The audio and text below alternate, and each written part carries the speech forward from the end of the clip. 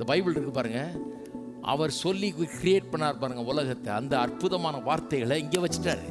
அந்த சிருஷ்டிப்பின் வல்லமை உள்ள வார்த்தைகளை இங்கே வச்சுட்டு அவர் என்ன சொல்றாரு, இதை எடுத்து உன் இருதயத்துக்குள்ள வச்சினா அந்த விசுவாசம் உன் இருதயத்தில் வந்துடும். அப்புறம் வாயை கொடுத்துருக்காங்க, திறந்து பேசுன்றாரு. பேசினா அதே மாதிரி வேலை செய்யுன்றாரு. அது பண்ணி பாருங்க என்ன ஆகுதுன்னு பாருங்க. இப்போ நான் சொல்லுகிறேன், விசுவாசத்தால் நீதிமான் பிழைப்பான்னு வேதம் சொல்லி இருக்குது. அது வெறும் ஒரு சத்தியம் அல்ல, அது ஒரு தீர்க்க தரிசனம். விசுவாசத்தினால் பிழைக்க வேண்டிய காலகட்டத்தில் இருக்கிறோம். வேற எதையும் நம்பி பிழைச்சிங்கன்னா போச்சு, எல்லாம் போயிடுமோ, வேலை போயிடுமோ. அப்படி எப்படிங்க பொழப்பு, எப்படி சம்பாதிக்க போகிறேன்?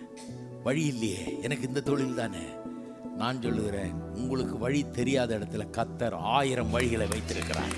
அதனால தான் சொல்கிறேன், அதையும் இதையும் நம்பி வாழாதீங்க.